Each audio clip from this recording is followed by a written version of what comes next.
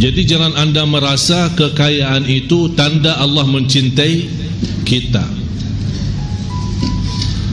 Adanya dunia, kehilangan dunia, sehat maupun sakit, senang maupun susah, itu sama sekali tidak ada tanda Allah cinta atau murka. Tapi yang menjadi tanda Allah mencintai seorang hamba, lihat agamanya. Semangatnya ibadah, semangatnya salat malam, semangatnya belajar, semangatnya untuk betul-betul menjadi orang yang bertakwa, jauh dari perkataan-perkataan yang tidak benar. Kalau orang sengaja dan jelas mencaci makinya, sikapnya menghadapi dengan ikhlas dan sabar. Apalagi yang tidak jelas yang namanya isu dan fitnah, dia tidak sama sekali meresponi, itulah tanda-tanda Allah mencintai orang itu. Inna Allaha idza ahabba 'abdan ista'mala. Kalau Allah mencintai seorang hamba, digunakan oleh Allah hamba itu. Digunakan apa?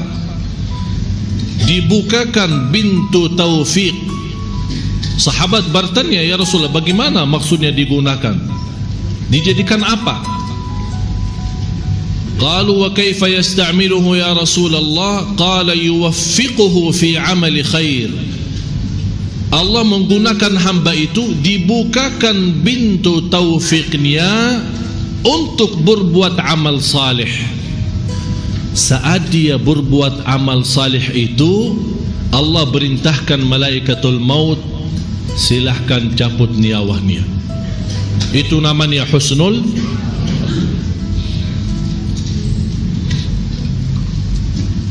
Karena untuk mengambil nyawa seorang, malaikatul maut pun tidak tahu, dia menunggu perintah Allah.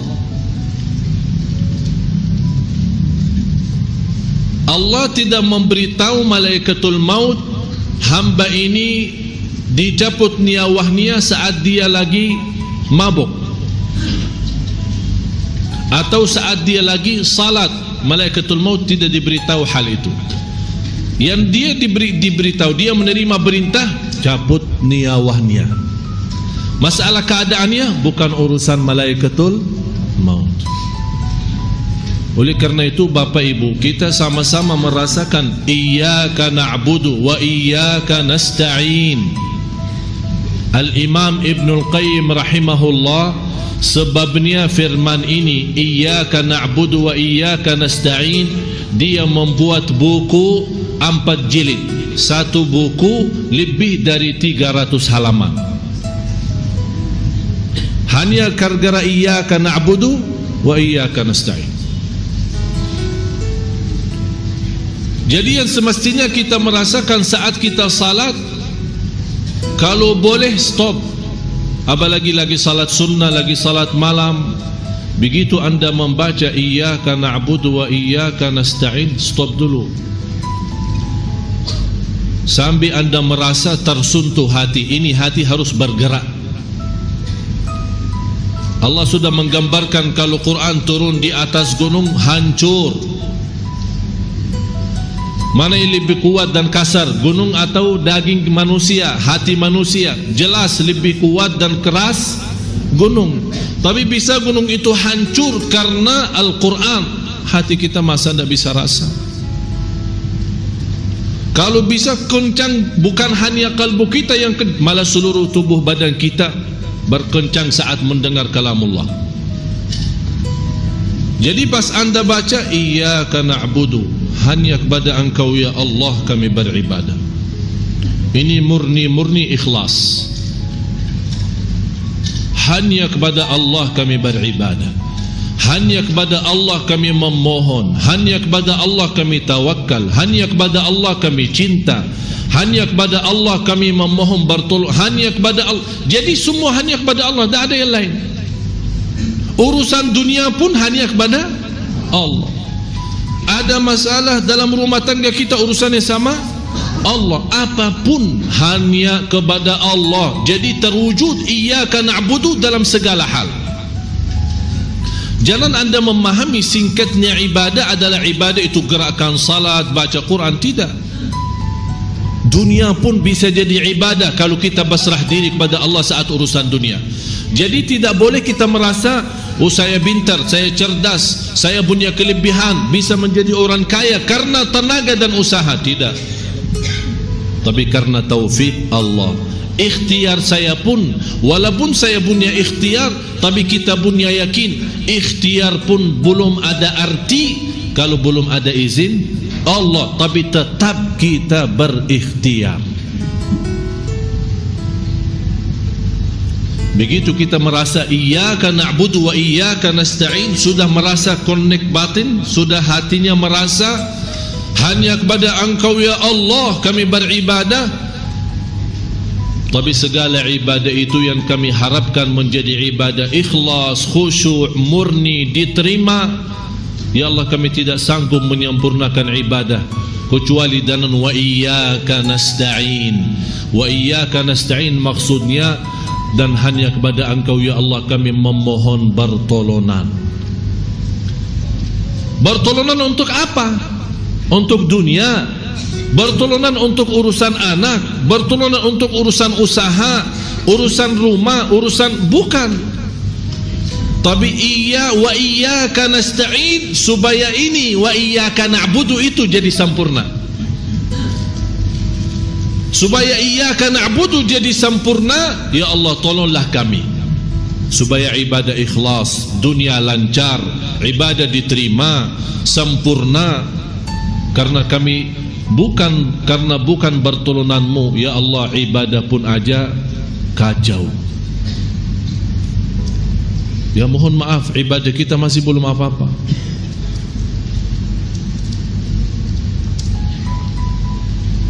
Beberapa hari ada satu cerita beristiwa. Saya telefon ke guru saya, silaturahim. Kemudian saya hampir lama tidak telefon beliau dan berkata beliau, saya ada cerita indah buatmu. Saya mendengar sampai terputus teleponnya, isi pulsa lagi, terputus isi pulsa lagi, karena saya yang telefon.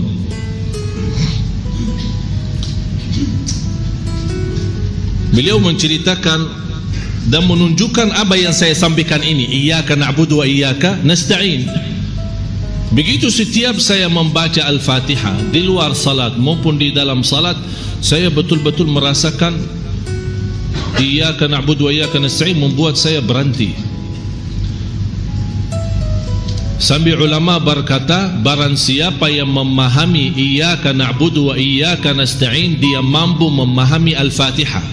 Barang siapa yang mampu memahami rahasia Al-Fatihah, dia akan mampu memahami segala isi Al-Quran. Semua isi Al-Quran kembali kepada Al-Fatihah. Semua isi Al-Fatihah sumbernya iyyaka na'budu wa iyyaka nasta'in. Jadi kuncinya di situ. Jadi kita betul-betul sudah berserah diri hanya kepada Engkau ya Allah, ibadah, ikhlas, berjuangan semua, hidup mati karenamu ya Allah. Wa iyyaka nasta'in. Habis itu sudah betul-betul kita meyakini segalanya milik Allah dan kita hamba Allah, baru kita minta petunjuk. Ihdinas siratal mustaqim. Buat apa? Dunia, akhirat, lahir batin, ilmu, sekolah, kuliah, jodoh, rizki, urusan, semua termasuk siratal mustaqim. Jadi siratal mustaqim bukan hanya agama.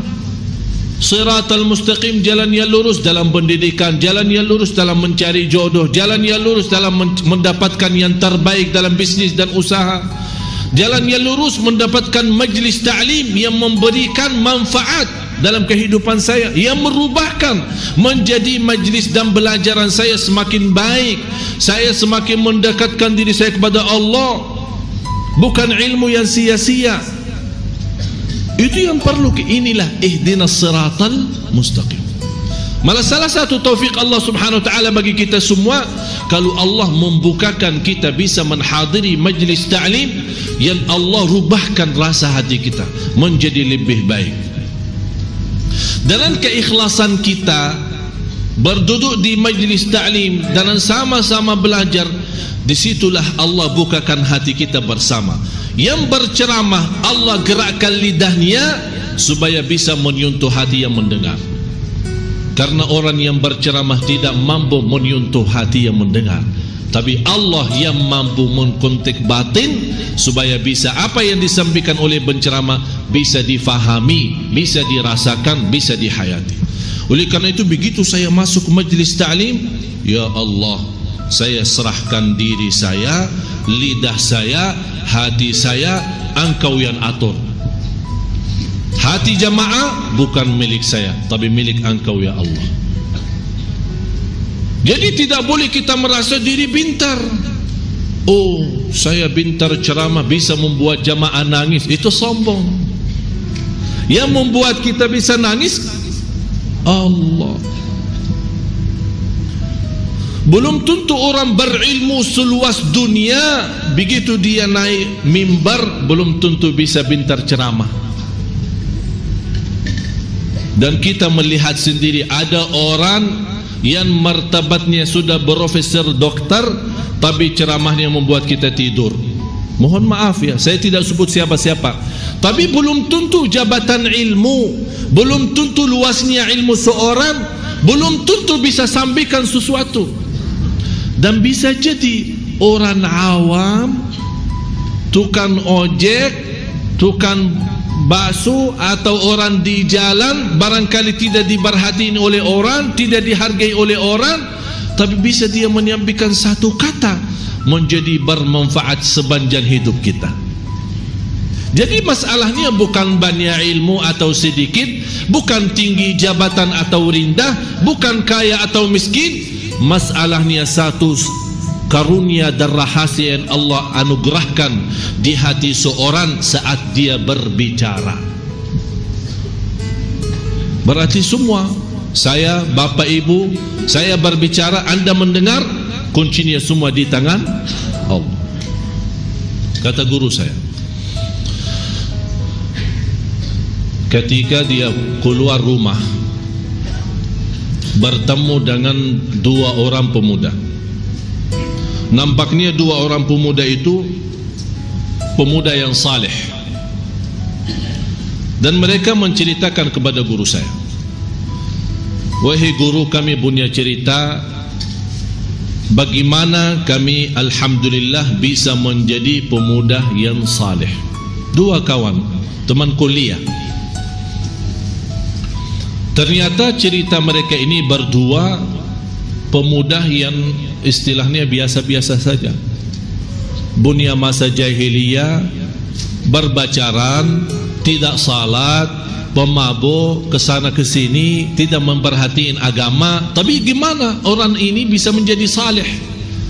Dia menceritakan ada satu peristiwa ketika malam hari, kalau kita bilang malam minggu, kalau di sana di Arab malam Kamis. Tahu malam Kamis? Kita malam Kamis ceramah. Kalau di sana malam Minggu, mereka di sana malam Kamis, karena Kamis sama Jumat libur di Arab. Kalau di sini Sabtu sama Minggu, jadi ada namanya istilah malam Minggu. Jadi kalau inti di Arab ke sana jangan tanya malam Minggu gimana, tanya aja malam Kamisnya gimana ya.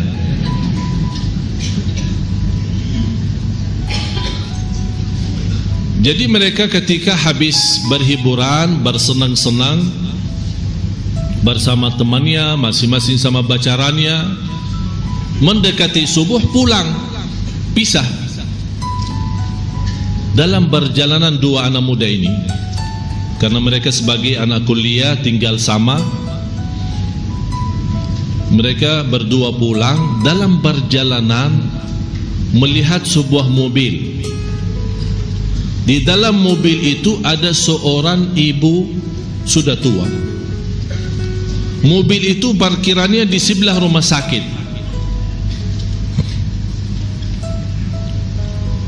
Yang menarik perhatian dua anak muda ini, suara teriakan ibu itu. Mereka datang ke mobil, tidak ada orang. Kok ibu ini di dalam mobil sendirian? Begitu mereka mendekati, melihat ibu sepertinya dalam keadaan krisis sakratul maut. Langsung sebagai pemuda, walaupun namanya masa jahiliyah, berlakunya macam-macam, tapi masih namanya muslim. Dia ingat, oh kalau kita dalam agama Islam, orang lagi krisis, mau mati, mau meninggal dunia, diajarin kalimat thayyibah, syahadat. Ayo ibu, asyhadu. Ibu itu ikut, asyhadu alla ilaha illallah, sampai dia menaikkan jarinya. Wa asyhadu anna muhammadan rasulullah. Habis kalimat syahadat, meninggal dunia. Tiba-tiba datang anaknya dari ruang rumah sakit, melihat ibunya meninggal, nangis. Ternyata anak itu baru saja mengeluarkan ibunya, karena dari sisi medis dokter sudah angkat tangan, rencana mau antar ke rumah, mau rawat di rumah. Begitu melihat ibunya meninggal dunia, nangis dan dia berteriak, ibu. Niat baik dua pemuda ini, mereka menyampaikan, jangan nangis dong, jangan sedih. Ibumu alhamdulillah husnul khatimah, baru saja mengucapkan kalimat syahadat, malah tambah marah dan nangis. Kalian berbuat apa?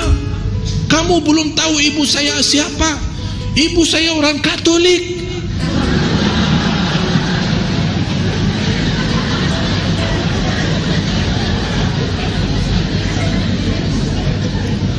Itulah membuat mereka kaget. Ternyata ini keluarga Katolik, baru habis dirawat ibunya di rumah sakit, dia hantar ke mobil, dia balik ke rumah sakit lagi untuk tanda tangan. Allah punya rencana menggerakkan dua pemuda, walaupun masih berlaku zaman jahiliyah, melewati tempat itu. Ini semua Allah yang aturkan.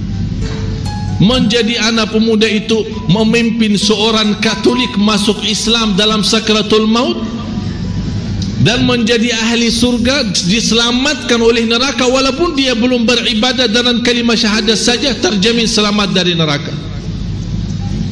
Persis sesuai apa yang terjadi di masa Rasulullah, sama seorang Yahudi datang mengucapkan kalimat syahadat dan tidak pernah sujud satu kali pun, dan ikut perang bersama Rasul, dalam perang meninggal. Begitu anak pemuda ini dua orang mendengar, sebabnya dua orang ini, seorang Katolik bisa masuk Islam, membuat kesadaran buat dua pemuda ini, dua-duanya juga mendapatkan hidayah dan merubah menjadi anak yang saleh. Dan sekarang dua ini menjadi dua imam terkenal di Arab. Itu rencana siapa? Memberikan tanda apa? Allah sayang enggak? Yang Katolik diselamatkan dari neraka sebabnya dua pemuda nakal, dan sebabnya Islamnya Katolik, pemuda itu masuk menjadi anak yang saleh. Prosesnya hanya dalam waktu tidak sampai barangkali 1 menit atau 2 menit, tapi Allah merubahkan keselamatan 3 orang. Begitu dahsyatnya Allah. Supaya kita yakini, iyyaka na'budu wa iyyaka nasta'in. Pertolongan Allah, pertolongan Allah. Itulah salah satu pertolongan Allah yang kita minta maupun tidak pernah minta. Kira-kira seorang ibu itu pernah berdoa, ya Allah kasih saya hidayah kepada Islam? Atau ya Allah kalau saya mau krisis pas lagi di dalam mobil atau habis keluar dari rumah sakit, tolong bertemukan dengan orang Islam supaya mengajak saya masuk Islam? Tidak pernah terbayang peristiwa ini. Tapi begitu dahsyatnya Allah Subhanahu wa ta'ala. Ini yang membuat kita Bapak Ibu sadari Allah Maha baik, Allah Maha kasih sayang. Percaya aturan Allah yang terbaik, sistem Allah yang terbaik. Qul nahbitu minha jami'a fa imma ya'tiyannakum minni huda. Waktu Allah menurunkan Nabi Adam alaihissalam serta isterinya semuanya keluar dari surga, dan Allah mengingatkan kembali ke bumi melihat peristiwa yang begitu penuh dengan ujian dan cobaan. Dan ingat satu hal, akan datang kepada kalian petunjukku, fa imma ya'tiyannakum minni huda, akan datang kepada kalian petunjukku. Faman tabi'a hudaya, barang siapa yang mengikuti petunjukku, fala khaufun alaihim wala hum yahzanun.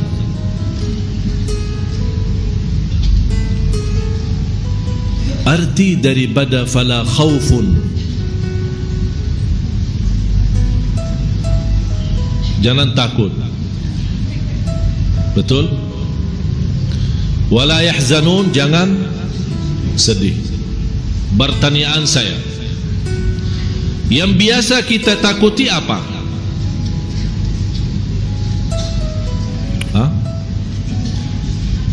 Yang sudah lalu atau yang akan datang? Selalu kita takut masa depan. Itulah indahnya Al-Quran. Kenapa Allah mendahulukan fala khaufun daripada walahum yahzanun? Barang siapa yang mengikuti petunjukku, jangan takut, jangan sedih. Selama anda mengikuti petunjukku, berarti akan menuju kepada akhirat. Yang biasa membuat manusia takut akhirat apa? Takut dihukum Allah, takut disiksa di neraka, takut dihisab dengan hisab yang susah. Allah tenangkan, selama anda mengikuti petunjukku, jangan takut ke depan. Masa depan jangan takut, urusan Allah selesai, beres, aman. Itu namanya Allah memberikan asuransi aman masa depan. Tapi ya Allah, anak saya, urusan yang lalu, rumah yang saya tinggalin, harta, apa? Pasti akan merasa sedih. Kata Allah, walahum yahzanun, kami uruskan juga. Jadi depan belakang jangan fikirin. Yang penting anda pusatkan fikirannya, faman tabi'a hudaya, barang siapa mengikuti petunjukku, tidak akan takut masa depan dan tidak akan sedih masa yang sudah lalu. Di surat Taha, faman ittaba'a hudaya fala yadhillu wala yashqa, barang siapa yang mengikuti petunjukku tidak akan tersesat di dunia dan tidak akan celaka di. Jadi satu ayat mengamankan urusan akhirat kan? Fala khaufun, ini urusan akhirat, urusan depan. Di ayat ini surat Taha, Allah menamankan soal urusan dunia. Jadi dalam bahasa lain, kalau yang masih mengutamakan dunia, Allah sudah amankan fala yadhillu wala yashqa. Yang masih mengutamakan akhirat, Allah juga di ayat yang lain menamankan fala khaufun alaihim wala hum yahzanun. Kalau Allah berkata fala yadhillu wala yashqa, atau Allah berfirman fala khaufun alaihim walahum yahzanun. Percaya enggak? Percaya enggak Bapak Ibu? Kok kebenarannya Quran ini ya? Percaya enggak? Tapi kenapa yang kita lihat banyak manusia tidak percaya? Karena kepercayaan bukan sebuah kata yang dikeraskan suaranya seperti baru saja Bapak Ibu percaya.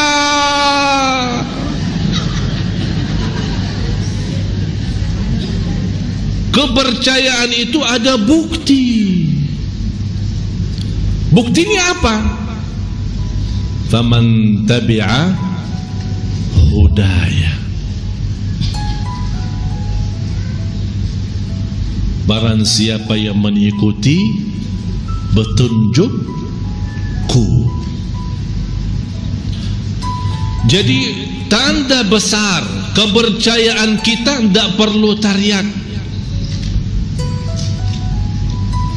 tapi wujudkan dalam kehidupannya Anda betul-betul percaya.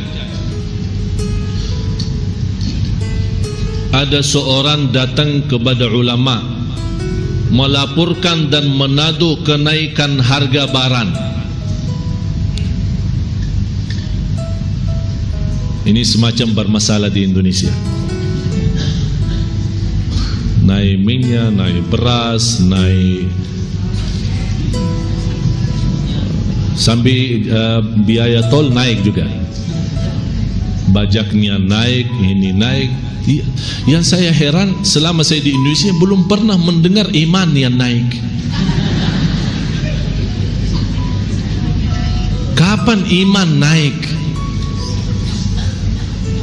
Semuanya naik, dosa pun naik, iman masih, kalau masih stabil syukur, malah menurun. Ini masalahnya. Jadi ada orang datang kepada seorang ulama, dia menadu bermasalah, naik semua barang, harga roti naik, harga ini naik. Apa jawabannya ulama? Saya tidak mau tahu. Saya beribadah kepada Allah sesuai perintahnya, dan Allah yang memberi rezeki sesuai janjiannya. Selesai.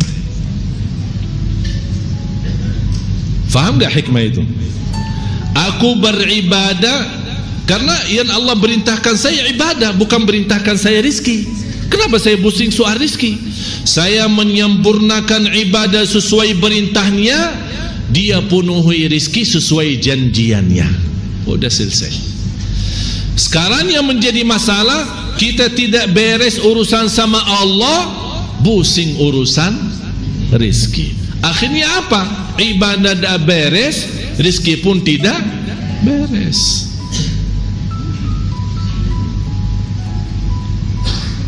Malah sekarang kita mendengar semua amalan kita, semua harapan kita hanya dunia saja. Orang SMS, Twitter, BB, telepon. Syekh, amalan supaya lancar usaha, amalan supaya dapat jodoh, amalan rumah tangga sakinah, amalan supaya dapat keturunan, amalan semua masih terlipat dunia saja. Sampai dunia tak beres, kita mengharap amalan ibadah yang semestinya semata-mata ridha Allah malah jadi buat dunia aja, seolah-olah kita lupa akhirat. Padahal kita sudah belajar, inna salati wa nusuki wa mahyaya wa mamati. Kalau betul-betul lillahi rabbil alamin, dunia akhirat beres. Apa yang membuat kita pusing? Karena salat tak benar, bukan karena kesempitan rezeki, bukan karena banyak hutang. Tapi yang kita tidak sadari, bukan karena salat tidak benar, malah kita pusing. Kenapa? Hutang banyak. Tapi tidak pernah berfikir yang membawa hutang yang banyak kenapa bisa jadi banyak? Karena pertama salatnya tidak beres.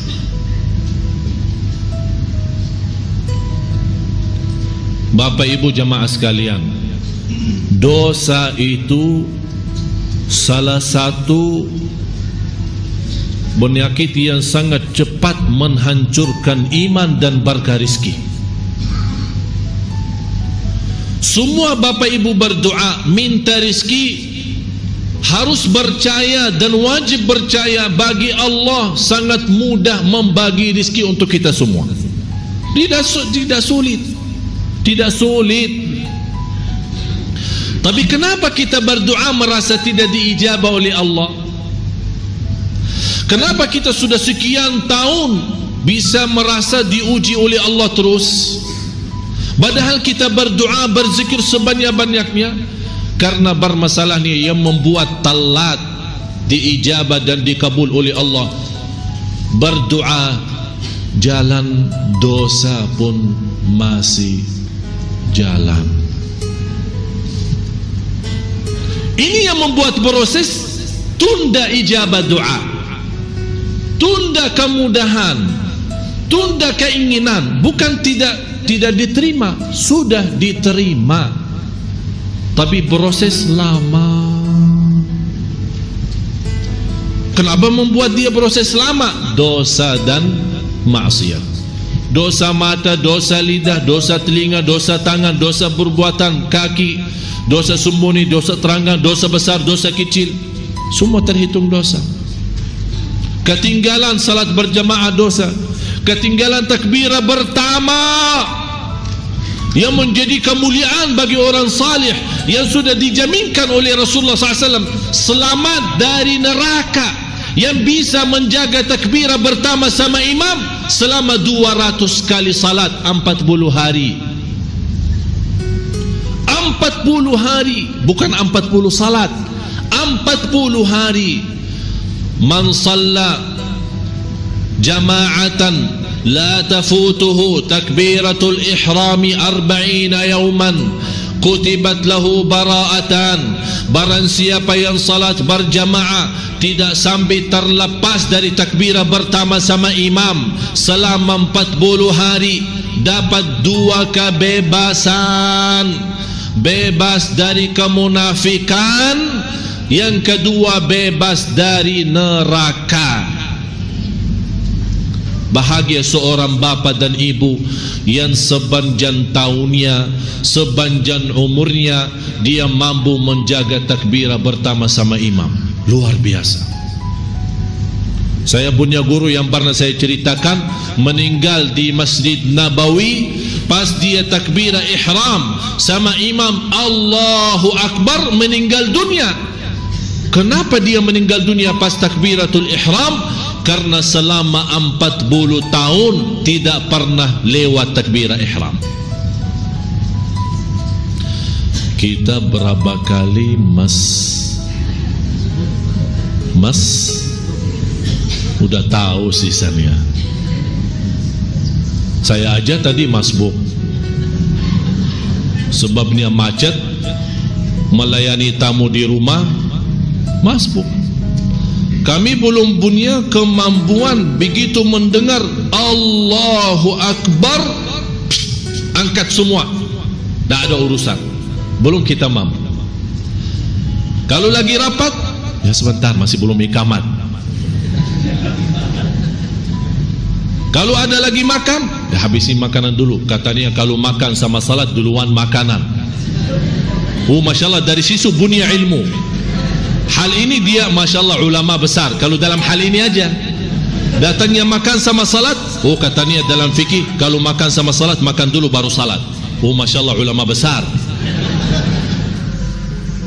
Kembali, kita sebagai hamba Allah subhanahu wa ta'ala tidak bisa dan tidak mampu melepaskan diri daripada Allah subhanahu wa ta'ala. Oleh karena itu selalu kita merasa dalam sisa umur kita, selalu kita merasa diri butuh sama Allah. Tunjukkan kemiskinannya, kefakirannya, kelemahannya, kebodohannya, kekurangannya. Kita tidak bisa apa-apa. Kita saat banyak zikir kepada Allah subhanahu wa ta'ala, kita meyakinkan diri kita, wa khuliqal insanu dha'ifa, manusia diciptakan dalam keadaan lemah. Lemah, tidak bisa apa-apa. Ikhtiar pun kalau tidak disertai dengan taufik dan karunia Allah, ikhtiar pun gagal. Oleh kerana itu saat kita berikhtiar, walaupun gagal, tidak merasa kecewa hati, kita sudah meyakinkan ikhtiar pun kalau tidak disertai dengan karunia Allah bisa gagal.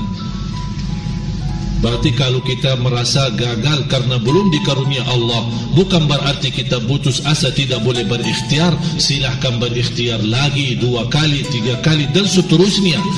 Malah justru berbanyak ikhtiar menunjukkan kita masih yakin dan percaya, hanya menunggu saatnya kapan tiba karunia Allah untuk kita.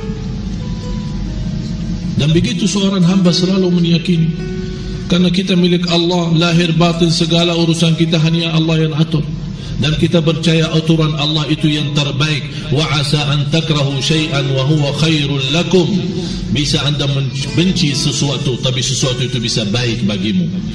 Wa asa an tuhibbu syai'an wa huwa syarrul lakum. Bisa anda menyukai sesuatu, tapi sesuatu itu bisa menjadi bahaya dan menjadikan kecelakaan bagimu. Wallahu ya'lamu wa antum la ta'lamun. Allah saja yang Maha tahu. Kita tidak tahu apa-apa. Bukti kita tidak tahu apa-apa, keluar dari Mesir aja tidak tahu mau ke mana. Bisa Allah mengarahkan tujuan kita ke tempat yang lebih baik. Oleh karena itu kita percaya dan kita selalu berusaha berbuat baik. Islam Bapak Ibu indah dan sederhana. Kalau anda merasa beban menjalankan agama Islam, berarti anda salah menjalankan Islam. Bukan Islam yang beban atau Islam yang sulit. Islam mudah, Islam enak, Islam sempurna, Islam sederhana, Islam rahmatan lil alamin. Tak ada susahnya sama sekali. Tapi kita yang salah faham, kita yang salah jalankan. Akhirnya kita merasa banyak beban dan banyak keberatan. La tahqiranna minal ma'ruf. Salah satu bukti kemudahan Islam itu, bersabda Rasulullah SAW, jangan engkau menghina perbuatanmu sekecil apapun. Kadang-kadang kita merasa harus sepanjang malam salat malam, harus sepanjang siang berpuasa, harus sepanjang waktu baca Quran, harus sepanjang waktu berbuat silaturahim dan banyak amal salih. Allah tidak minta Bapak Ibu 24 jam ibadah. Malah di hukum Islam dilarang. Tidak boleh sepanjang hari, pagi sampai malam terus ibadah saja. Malah Rasul pernah melihat seorang duduk di masjid di waktu bukan waktu salat. Kata Rasulullah, kenapa duduk di masjid? Kata beliau, saya mau beribadah, tidak mau usaha dan tidak mau dunia. Rasulullah SAW menegur dan marah. Keluar dari masjid, berusaha, berjuang, cari nafkah, cari rezeki, berjuang di muka bumi dan tetap ibadah berjalan. Huwa alladhi khalaqal mauta wal hayata liyabluwakum ayyukum ahsanu amala. Bukan sebanyak amal. Ahsanu beda sama aktharu. Aktharu artinya banyak, tapi ahsanu yang terbaik. Allah minta yang terbaik, biarpun sederhana. Bisa satu senyuman melamatkan kita dari neraka. Belum tentu orang bangun masjid yang megah mewah bisa menghabiskan miliaran, tapi karena bukan lillah, tapi senyum lillah, malah senyum yang membawa dia selamat. Bukan masjid yang besar yang habis miliaran. Jadi masalah rahasia amal salih itu kita tidak bisa tentukan. Oh, karena amalan salih ini saya berbuat begitu istimewa, dahsyat, besar, belum tentu di situ diselamatkan. Oleh karena itu saya nasihati Bapak Ibu 3 hal. Tolong ingat, Allah rahasiakan di tengah manusia waliullah. Tidak ada yang bisa tahu siapa waliullah. Allah rahasiakan wali di antara manusia. Tidak ada yang boleh tahu siapa waliullah. Kenapa? Supaya jangan anda menghina manusia. Kalau anda salah menghina seorang, ternyata orang itu waliullah, berarti anda menjadi musuh Allah dunia akhirat. Hati-hati, jangan main-main sama Allah. Tukang parkir bisa jadi waliullah, Allahu a'lam, bisa jadi. Kenapa Allah rahasiakan di antara manusia ada waliullah yang tidak boleh ditahu sama manusia? Supaya kita belajar jangan menghina manusia siapapun. Supaya jangan sampai kita salah menghina seorang, ternyata orang itu waliullah di sisi Allah. Kalau kita sudah menghina waliullah, kita sudah musuh Allah. Na'udzubillah. Yang kedua, Allah rahasiakan ridha dalam ibadah. Tapi kita tidak tahu ibadah yang mana bisa mendapatkan ridha Allah. Allah rahasiakan, ternyata keridhaan Allah ada di dalam ibadah. Tapi yang mana? Oleh karena itu disuruh bermacam-macam ibadah. Salat malam sedikit-sedikit, bersedekah sedikit-sedikit, jaga jamaah, silaturrahim. Jadi anda berusaha punya amal salih di macam pihak, di macam tempat, di macam amalan gitu. Jadi jangan hanya fokus satu. Seolah-olah saya tidak mau banyak, saya tidak mau pusing, cukup salat malam, sisa umur saya semua seterusnya salat malam. Ternyata perhatian kita kepada pembantu yang ada di rumah kita lebih mulia daripada salat malam sendiri. Oleh karena itu anda usahakan jadi sederhana. Salat malam sederhana, ada sedikit memperhatikan pembantu kita, ada sedikit senyum sama supir kita, ada sedikit baik sama tukang parkir kita yang di depan rumah, ada sedikit memperhatikan tetangga kita. Jadi setiap berbuat baik kita punya sebagian, biarpun kecil, biarpun sederhana. Kenapa? Karena kita tidak tahu di mana Allah sembunyikan ridha-Nya.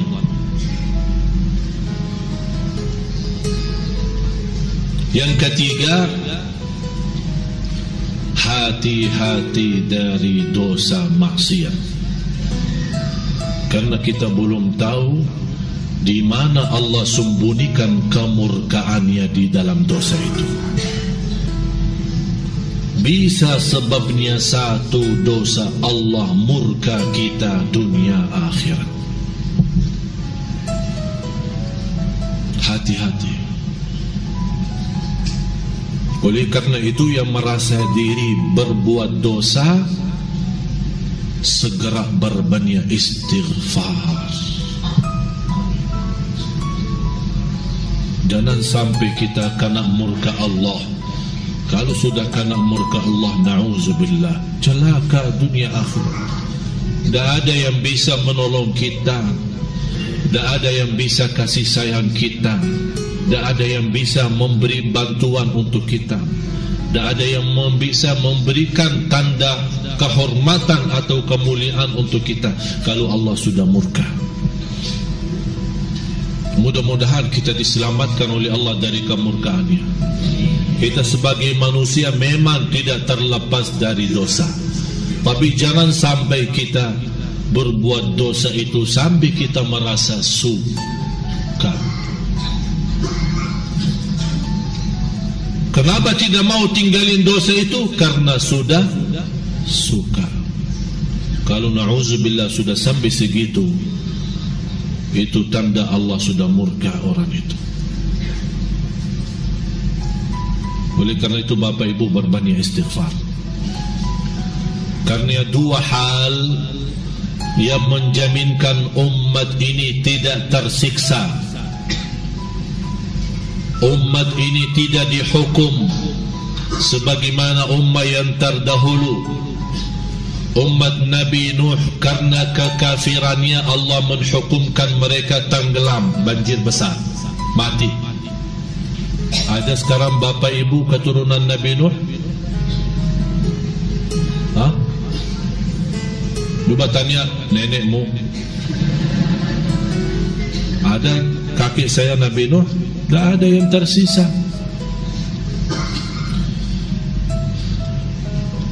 Semua umat yang mendahului kita masing-masing sudah mendapatkan hukuman Allah. Umat Nabi Muhammad Allah memberikan umur sampai hari kiamat, tidak boleh dihukum.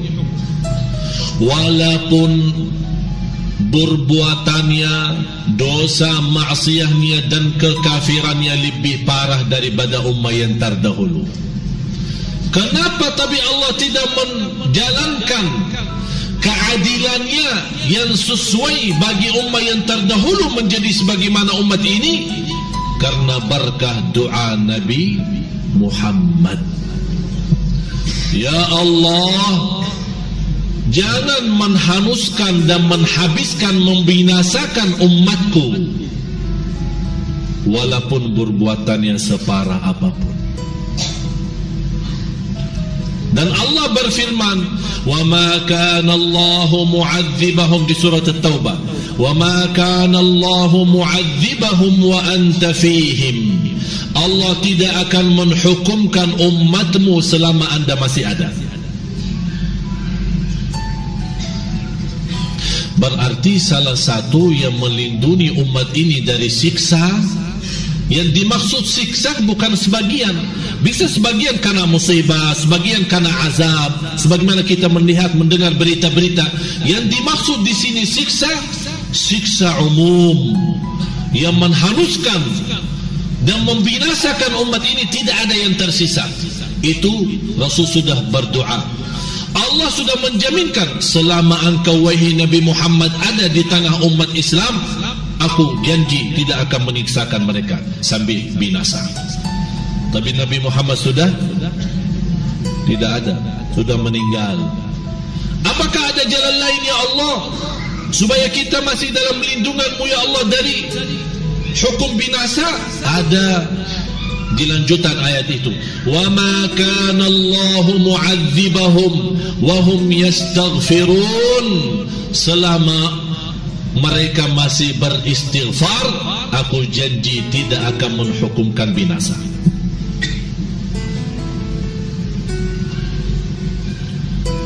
Malah pernah iblis berjanji sama Allah. Iblis yang namanya iblis tapi masih bersumpah dengan nama Allah. Qala fa bi'izzatika, dengan kemuliaan dan keagunganmu. Ini sumbahan siapa? Iblis. Berarti iblis tahu Allah Tuhan yang hak, yang benar. Demi keagunganmu, kemuliaanmu ya Allah, aku akan menggoda manusia sampai semua masuk neraka bersamaku. Kira-kira apa jawaban Allah? Allah tidak menjawab, barang siapa yang mengikutimu saya akan hukumkan masuk neraka.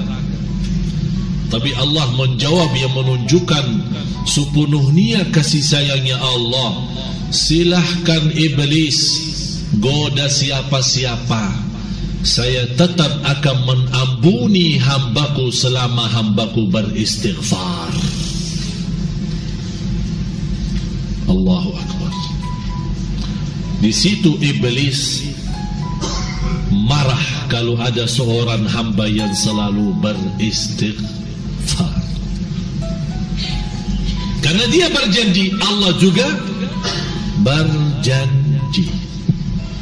Goda manusia masuk neraka bersamaku, aku akan selamatkan selama mereka beristighfar. Oleh karena itu, istighfar termasuk salah satu karunia Allah yang diberikan kepada kita, yang menyelamatkan kita dari siksa dan hukuman Allah. Ternyata bukan hanya itu saja, malah istighfar menghilangkan kesusahan, istighfar menjaminkan ketenangan, istighfar memudahkan rizki, istighfar mendatangkan rizki, istighfar menjaminkan keberkahan, istighfar Istighfar memberikan banyak karunia dan perlindungan untuk rumah kita, termasuk anak kita, sebagaimana bersabda Rasulullah SAW di hadis yang sahih, man lazimal istighfar. Beda istighfar biasa sama istighfar luar biasa. Bedanya apa?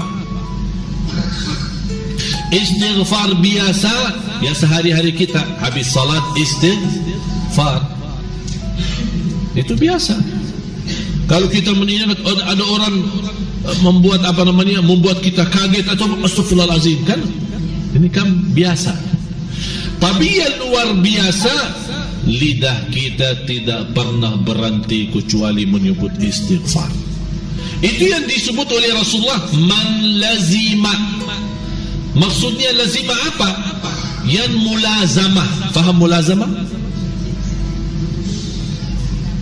Tidak pernah putus. Kalau kata mulazamah, sahabat mulazamah sama Rasul, tidak pernah pisah. Istiqamah, rutin. Apa yang kita dapat? Kan ini kan luar biasa. Memang memerlukan perhatian. Sepanjang perjalanan kita istighfar, jalan kaki istighfar, mau tidur istighfar, mau kemana-mana istighfar, dalam keadaan wudu istighfar, tidak wudu istighfar, dalam keadaan bersedih istighfar, tidak pernah berhenti. Apa yang kita dapat? Man lazimal istighfar, dijanjikan 3. Istighfar yang luar biasa, bukan yang biasa. Istighfar yang luar biasa. Apalagi istighfar sesudah dosa. Apalagi istighfar yang membuat kita nyesal, sedih, nangis karena dosa kita, dosa lalu, mungkin dosa baru. Kita sadari dengan istighfar yang luar biasa. Kita ingat mendapatkan 3 hal. Man lazimal istighfar ja'alallahu, Allah akan ja'alallahu. Malah yang menarik perhatian saya dalam hadis ini, itu kan bahasa Arab. Makanya belajar bahasa Arab. Kata Allah ja'alallahu lahu. Kata ja'ala sudah beres, bukan saya ja'alu.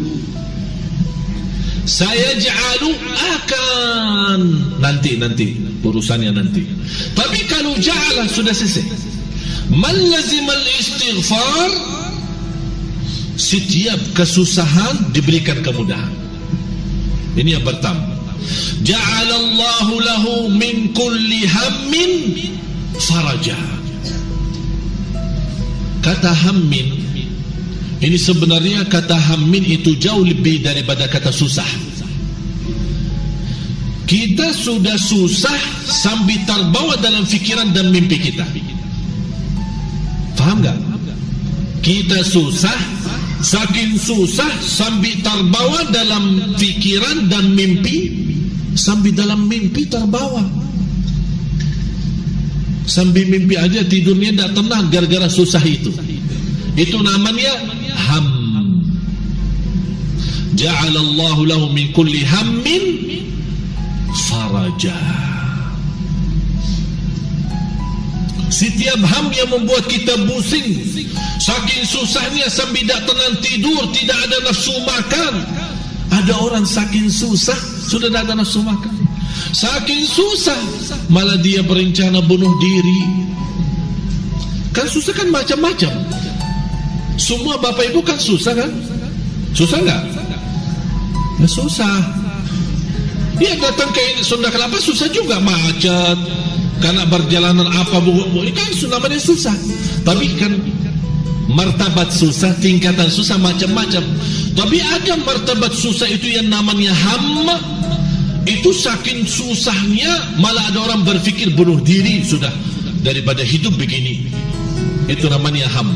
Kata Rasulullah dalam mulazamah rutin berpanjang waktu istighfar itu terjamin ham itu hilang. Allah kasih jalan keluar. Yang kedua, wa min kulli dhiqin makhraja. Setiap jalan sempit Allah luaskan jalan keluar. Dhiq artinya kesempitan.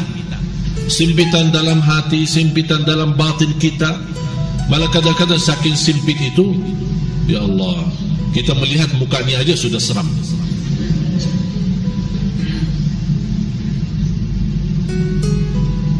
Terus habis itu apa? Yang ketiga, wa yarzuqhu min haitsu la yahtasib. Allah akan datangkan rizki.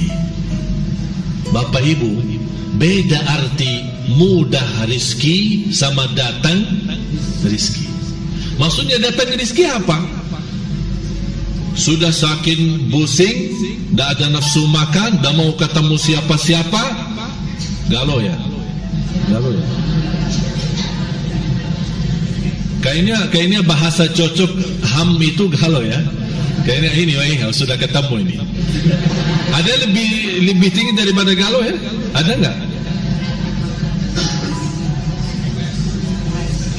Galau martabat tinggi. Atau galau nomor 1 ya? Atau VIP galau ya?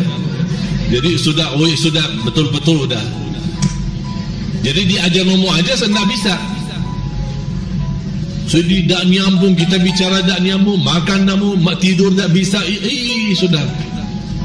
Galau plus stres. Begitu ya. Itu sudah ham. Namanya ham. Ha-mim. Bukan ham-ham makan.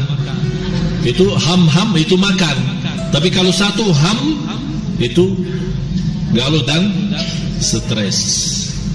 Tapi kalau ham itu makan, lagi makan. Kalau kita main sama anak-anak mau ham, tapi jangan bilang sama anak mau ham. Jadi boleh dua-dua, mau ham artinya mau makan. Tapi kalau mau ham ini berarti mau nyakitin. Wa yarzuqhu min haitsu la yahtasib. Allah akan datangkan rizki dari tempat yang tidak pernah nyangka. Dia sudah ikhtiar usaha untuk melunas hutang, tapi bangkrut, sudah habis. Usaha gagal, rugi, tidak ada jalan keluar, sampai sudah merasa tidak ada harapan hidup.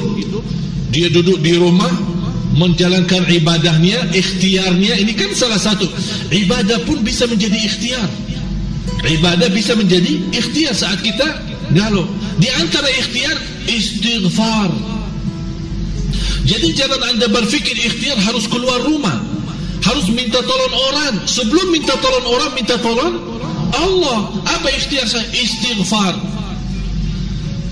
Pas begitu kita lagi sibuk istighfar, malah wa yarzuqhu min haitsu la yahtasib, terbukti ada orang tutup rumah membawa uang lunas hutang kita. Demi Allah Bapak Ibu, peristiwa ini terjadi sama saya sendiri. Udah saya pasrah, sudah tidak ada jalan keluar. Duduk istighfar. Saking banyak istighfar, kadang-kadang suap makanannya di antara suap pertama sama yang kedua saya sebut istighfar. Saking banyak istighfar.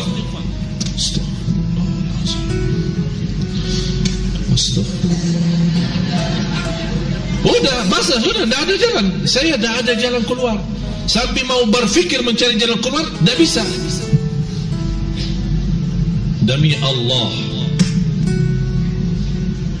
saya menerima SMS sambil saya tidak kenal dari mana, ada setoran masuk rekening saya yang melunaskan hutang. Siapa orangnya?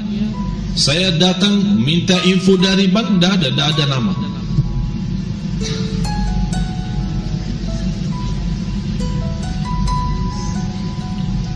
Memang Allah punya macam cara, bukan satu. bermacam cara. Tapi sebelum Allah tunjukkan bermacam cara itu, Allah mau lihat kita percaya apa tidak.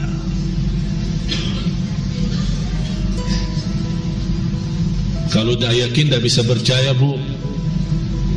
Oleh kerana itu, mulai malam ini Bapak Ibu, silahkan yang punya masalah maupun tidak punya masalah, sepanjang sisa waktu hidup kita, pagi, siang, sore, malam, istighfar. Ada ujian, hadapi dengan istighfar.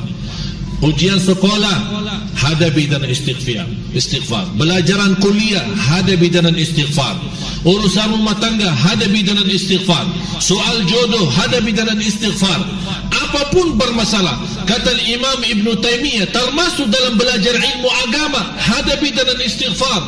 Kata Imam Ibn Taymiyah rahimahullah, saya saat mencari satu soalan fikih sampai berhari-hari belum saya bisa tahu jawabannya, saya membuka kuncinya dengan 1000 kali istighfar, Allah hantarkan jawaban masalah itu. Jadi ternyata istighfar bukan hanya urusan dunia, termasuk untuk belajar agama. Allah bukakan pemahaman, bisa memahami agama dengan mudah dan lancar dengan kekuatannya istighfar. Mau lihat, mau buktikan, silahkan jalankan, silahkan anda bisa merasakan sendiri. Kalau anda betul-betul mengikuti sesuai kata Rasul, man lazimal istighfar, yang seterus-terusnya dia beristighfar, insyaAllah ketemu Rabu yang akan datang, anda akan memiliki perasaan yang sangat lebih baik daripada minggu ini. Dan alhamdulillah, kemudahan, kenikmatan istighfar, Allah memberikan karunia dalam doa Bapak Ibu semua. InsyaAllah hari Rabu ke depan terbitan pertama majalah kami, yang insyaAllah isinya banyak hal yang bisa menjadi pelajaran bagi Bapak Ibu. Jadi insyaAllah hari Rabu yang akan datang, mudah-mudahan kita semua dalam keadaan sihat walafiat. InsyaAllah kita akan membawa majalah pertama. Yang berkenan mendapatkan majalah itu insyaAllah hari Rabu. Semua kumpulan ilmu, amalan, rahasia, belajaran insyaAllah dengan singkat, insyaAllah majalah itu bisa membantu anda semua. Mudah-mudahan bisa menjadi bermanfaat, berguna bagi kita semua. Dan semua gerakan, bantuan, infak, sedekah dari Bapak Ibu, alhamdulillah ini semua menjadi berkah. Dan saya yakin apapun yang kami dapat karena ikhlas daripada Bapak Ibu, alhamdulillah itulah yang Allah memberkahi proses. Dan insyaAllah saya khususkan untuk kuliah duha besok, karena kita di bulan Rajab mau menuju ke bulan Syaban, insyaAllah saya akan khususkan membawakan cerita indah tentang Isra Mi'raj dan pentingnya salat.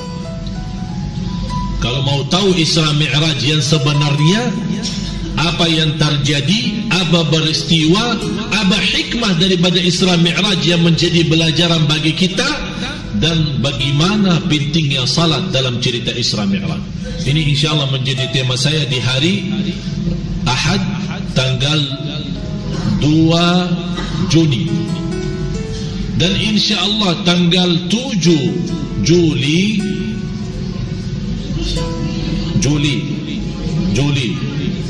maksudnya minggu bulan depan, yang menjadi sebelum puasa, bisa kuliah duha terakhir.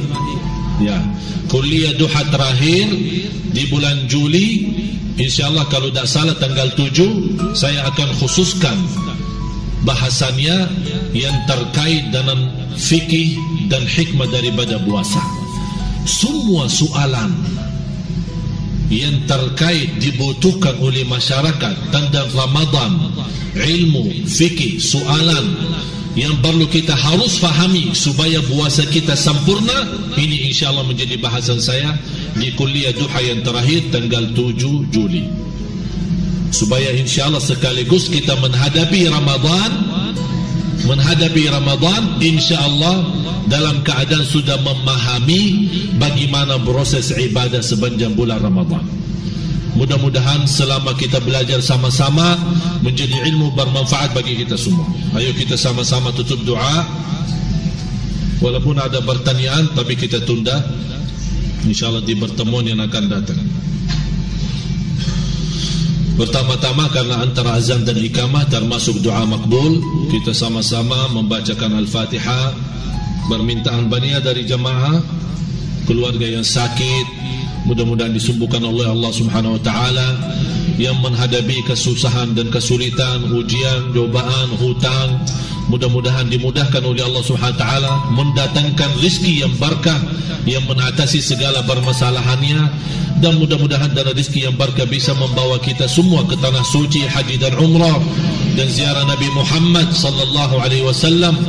Dan Al-Fatihah juga untuk semua keluarga kami yang telah dipanggil oleh Allah duluan yang sudah meninggal dunia, mudah-mudahan diampuni segala dosanya, dijadikan tempat mereka menjadi yang terbaik daripada dunia dan segala isinya, dan mereka menjadi tenang dan bahagia di alam barzakh, di dunia kubur, sambil menghadap Allah Subhanahu wa taala di hari kiamat, mendapat karunia ampunan dan dinaikkan di sisi Allah di darajat yang tertinggi dan diterima segala amal ibadahnya. Khususnya sahabat saya dan guru kita bersama Ustaz Jifri Al-Bukhari, kita bacakan Al-Fatihah di malam yang ke-38. Mudah-mudahan diampuni Allah, diterima segala perjuangannya, diterima dakwahnya, dan dijadikan oleh Allah Subhanahu wa taala seorang ustaz yang masuk surga bersama Nabi Muhammad sebagai orang yang dai yang melanjutkan dakwah Nabi Muhammad sallallahu alaihi wasallam. Al-Fatihah.